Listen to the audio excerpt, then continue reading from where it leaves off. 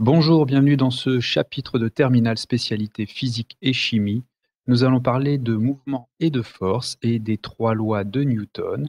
Alors nous verrons que ces trois lois de Newton s'appliquent à des systèmes d'échelle très différentes, depuis une particule de la taille d'une molécule jusqu'à des systèmes à l'échelle du système solaire et au-delà en astrophysique et en astronomie par exemple.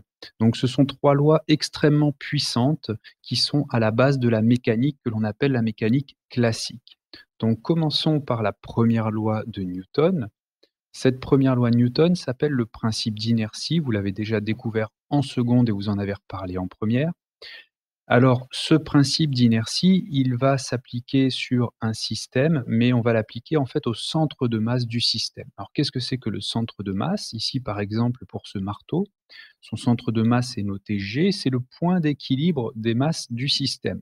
Vous voyez que par exemple, pour le marteau, le centre de masse, il est légèrement décalé vers la tête du marteau qui est plus lourde que le reste, que le manche du marteau.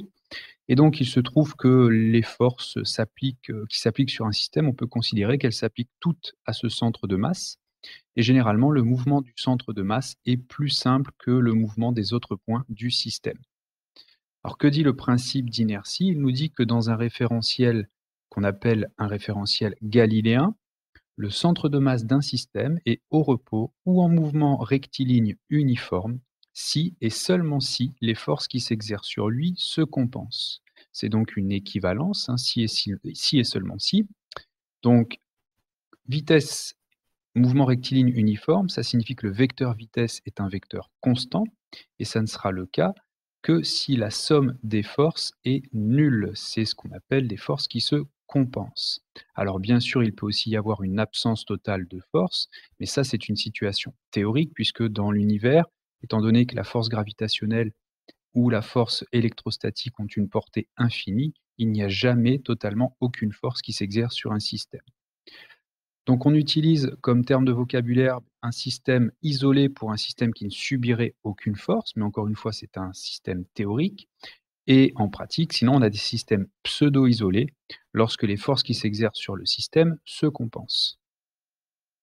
Alors on peut être amené à utiliser la contraposée de ce principe d'inertie, c'est-à-dire son contraire à ce principe. Si les forces ne se compensent pas, le système n'a pas un mouvement rectiligne uniforme et n'est pas non plus immobile, et inversement, bien sûr, si le système n'a pas un mouvement rectiligne uniforme ou n'est pas immobile, ça signifie que les forces qui s'exercent sur lui ne se compensent pas. Donc, par exemple, dans ce cas-là, pour le marteau, si la somme des forces est dirigée comme ceci, eh bien, le vecteur vitesse ne peut pas être constant. Un instant plus tard, il aura ici pivoté vers le bas dans la direction de la somme des forces. Et il aura augmenté également en norme, puisqu'on voit une composante de cette somme des forces est dirigée dans le sens du vecteur vitesse. Alors voyons l'application de ce principe d'inertie à deux situations. Première situation, lorsqu'on a un objet immobile posé sur un support, eh bien pour qu'il soit immobile, il faut qu'il y ait une force qui s'oppose au poids de ce système.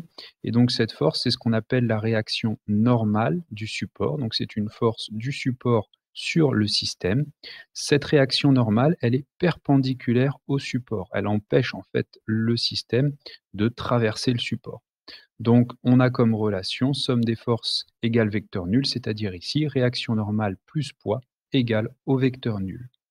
Une autre situation possible, par exemple, c'est un skieur en mouvement rectiligne uniforme, mais cette fois-ci sur ce qu'on appelle un plan incliné. Sur ce plan incliné, on va simplifier le système en le représentant par un unique point, qui est donc le centre de masse du skieur. Sur ce point va s'exercer le poids du skieur. On va retrouver la réaction normale du support, orientée donc perpendiculaire au support. Maintenant, s'il n'y avait que ces deux forces, on voit ici que la somme du poids P plus de la réaction normale Rn n'est pas égale au vecteur nul. Donc, s'il n'y a que ces deux forces, il ne peut pas y avoir un vecteur vitesse qui est constant. Maintenant, il va donc exister une autre force ici qui va correspondre aux forces de frottement, essentiellement dues au support également. Donc il y a une partie des forces de frottement qui peut être due à l'air s'il va vraiment très très vite, mais ici on va considérer que ces forces de frottement ne sont dues qu'au support. Et donc là, on va pouvoir appliquer le principe d'inertie si on sait que son mouvement est rectiligne et uniforme, c'est-à-dire que la somme de ces trois forces est égale au vecteur nul. Alors très souvent, on va parler de la somme de la réaction normale et des forces de frottement du support, puisque ces deux forces sont dues au support. On parle tout simplement de réaction du support ici, en faisant la somme des deux. Vous voyez ici Rn réaction normale plus force de frottement Ff. On retrouve cette force R réaction du support. Parlons à présent des référentiels galiléens. En effet, vous voyez que cette première loi de Newton ne s'applique que dans des référentiels galiléens. Alors, qu'est-ce qu'un référentiel galiléen? C'est tout simplement un référentiel dans lequel la première loi de Newton, donc le principe d'inertie qu'on vient de découvrir, se vérifie. Alors, voyons tout de suite un exemple pour comprendre. Si on regarde un bloc de glace ici posé à l'arrière d'un camion, ce bloc de glace subit des forces dont la somme est nulle, c'est-à-dire que les forces se compensent. Il n'y a en effet que le poids et la réaction du support. Il n'y a pas de force de frottement parce que c'est un bloc de glace et on va considérer que ces forces de frottement sont négligeables par rapport aux deux autres forces. Donc, il subit des forces qui se compensent. Si on fait une première étude dans le référentiel terrestre, c'est-à-dire par rapport à la route ici, on voit que le bloc de glace est au repos lorsque les forces qu'il subit se compensent, que ce soit lorsqu'il est sur le camion ou lorsqu'il arrive au sol. Puisque on a bien une vérification du principe d'inertie, il est au repos et il subit des forces qui se compensent, ça signifie que le référentiel terrestre est un référentiel galiléen. Autre référentiel d'étude possible, c'est le référentiel du camion. Que se passe-t-il dans le référentiel du camion? Le bloc de glace au départ est immobile, puis se met en mouvement vers l'arrière du camion.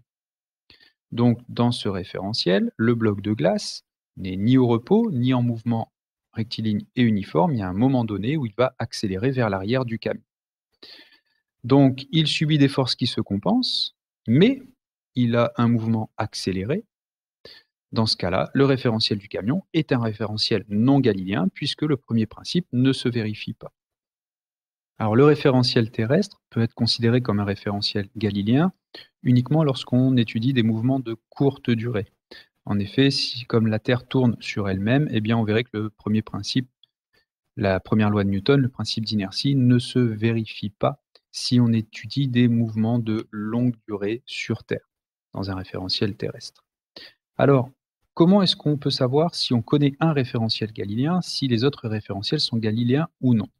Eh bien, tout simplement, un référentiel qui va accélérer, freiner ou tourner par rapport à un référentiel galiléen n'est pas galiléen. Ici, le camion a un mouvement accéléré, il se met en mouvement par rapport à la route qui est le référentiel galiléen. Donc, le camion ne peut pas être un référentiel galiléen. À l'inverse, si on a un référentiel qui est en mouvement rectiligne uniforme par rapport à un référentiel galiléen, il sera lui-même galiléen. Si on regarde la situation qui est ici, la voiture, lorsqu'elle est en plein virage comme ici, n'est pas un référentiel galiléen, puisque la route qui est un référentiel galiléen, eh bien la voiture est en train de tourner, voire de freiner ou d'accélérer, peu importe, mais dans tous les cas, ça ne sera pas un référentiel galiléen dans ce cas-là. Par contre, lorsqu'on est dans un mouvement rectiligne et uniforme sur la route comme au départ ici, on peut considérer qu'à cet instant-là, la voiture est un référentiel galiléen.